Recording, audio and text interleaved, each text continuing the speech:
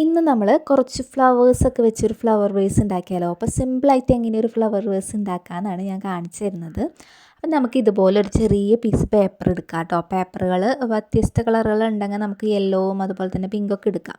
അപ്പോൾ അതിനെ നമ്മൾ നാലാക്കി മടക്കണം. ഇതുപോലെ കറക്റ്റാക്കി മടക്കാം കേട്ടോ. അതിന് ശേഷം വീണ്ടും അതിനെന്ത് ചെയ്യണം, ഒന്നും കൂടി ഒന്ന് ചെരിച്ച് കറക്റ്റ് ലെവലിൽ ഇതുപോലെ ഒന്ന് മടക്കിയെടുക്കാം.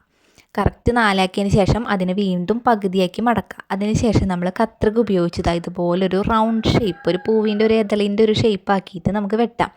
വരയ്ക്കണം എന്നൊന്നുമില്ല, നമുക്ക് കത്രിക ഉപയോഗിച്ച് തന്നെ ഇങ്ങനെ കറക്റ്റ് ലെവലിൽ ഇതൊന്ന് വെട്ടിയെടുക്കുക. കുറച്ചൊന്ന് താത്തി വെട്ടാട്ടോ, സൈഡുകളിൽ മാത്രം. അങ്ങനെ ദേ നമ്മുടെ ഫ്ലവർ റെഡി ആയിട്ടുണ്ട്. ഇനി നമുക്കിതിനൊന്ന് നിർത്തി വെക്കാം. കണ്ടോ, അപ്പോൾ നമ്മുടെ ഫ്ലവർ കണ്ടോ, നല്ല അടിപൊളിയായിട്ട് കിട്ടിയിട്ടില്ലേ. ഇനി നമുക്ക് ഇതിൻ്റെ ഒരു ഇതള് നമുക്കൊന്ന് മടക്കി സെറ്റ് ചെയ്യണം. അതെങ്ങനെയാണെന്ന് ഞാൻ കാണിച്ചു തരാം. ഇതുപോലെ ഒന്ന് മടക്കാം. അതിന് ശേഷം എന്താ ഇവിടെ നമ്മുടെ പശ വെച്ച് ഒട്ടിക്കണം കേട്ടോ. അത് ഇപ്പോൾ നമ്മുടെ ഫ്ലവർ ആയത് കണ്ടോ. ഇനി നമുക്ക് ഇതിൻ്റെ സെൻറ്റർ ഭാഗത്ത് ഒരു കളറൊക്കെ ചെയ്ത് കൊടുത്തു കഴിഞ്ഞാൽ കുറച്ചും കൂടി ഒരു ഭംഗി കിട്ടും.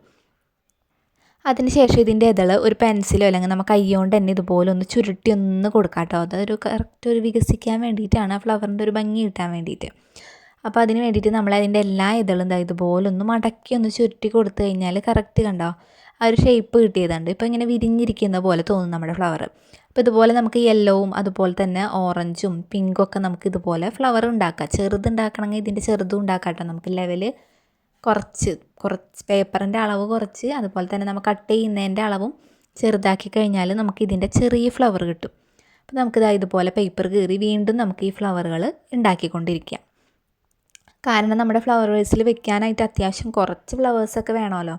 ഇതിൻ്റെ തന്നെ നമുക്ക് ലെയറായിട്ടും ചെയ്യാം കേട്ടോ. നമുക്ക് ഈ ചെയ്യുന്നത് തന്നെ രണ്ടെണ്ണം ഒട്ടിച്ച് കഴിഞ്ഞാൽ ലെയറായിട്ട് നമുക്ക് തോന്നും. അങ്ങനെയും നമുക്ക് ചെയ്യാം. അങ്ങനെ നമുക്ക് ഈ ഫ്ലവറുകൾ ഇതുപോലെ വേഗം ഉണ്ടാക്കിയെടുക്കാം കേട്ടോ. അപ്പോൾ നമ്മളിത് അത്യാവശ്യം ഇതുപോലെ ഫ്ലവർ ഉണ്ടാക്കി അതിന് ശേഷം ഗ്ലൂ വെച്ച് ഒട്ടിക്കണം കേട്ടോ. അതിൻ്റെ ഒരു ഇതളിങ്ങനെ മടക്കി വെച്ചിട്ട് ഗ്ലൂ അതിൻ്റെ അടിയിൽ വെച്ച് ഒട്ടിക്കുക. സെൻറ്റർ ഭാഗത്ത് നമുക്ക് എന്തെങ്കിലും നമ്മുടെ കയ്യിൽ കളർ ഉണ്ടെങ്കിൽ നമുക്കത് ചേർത്ത് കൊടുക്കാം. ഇനി ഫ്ലവർ വേസിന് വേണ്ടിയിട്ട് ഞാൻ എടുക്കുന്നത് നമ്മുടെ തേക്കിൻ്റെ പൂവാണ് കേട്ടോ. ഇതുമേലാണ് നമ്മൾ ഫ്ലവർ ഒട്ടിക്കാൻ പോകുന്നത്. അപ്പോൾ എനിക്ക് പെട്ടെന്ന് തോന്നിയൊരു ഐഡിയ ആണ്. അപ്പോൾ ഞാൻ ചെയ്ത് നോക്കിയിട്ട് സക്സസ് ആവാമെന്ന് വെച്ചാൽ ഈ വീഡിയോ ഇടാമെന്ന് വെച്ചിട്ടാണ്. അങ്ങനെ അതൊന്ന് അതിൻ്റെ വിത്തുകളൊക്കെ ഒന്ന് കളഞ്ഞ് ഒരു ക്യൂടെക്സിൻ്റെ ഒരു കുപ്പിയിലാണ് ഞാനിത് വെക്കുന്നത്. നിങ്ങൾക്ക് എന്തെങ്കിലും ഒരു ബോട്ടിലുണ്ടെങ്കിൽ അതിൽ വെച്ചാൽ മതി. ജസ്റ്റ് ഒന്ന് പെയിൻ്റ് അടിച്ച് കൊടുത്തു കഴിഞ്ഞാൽ കുറച്ചും കൂടി നല്ല ഭംഗി കിട്ടും കേട്ടോ.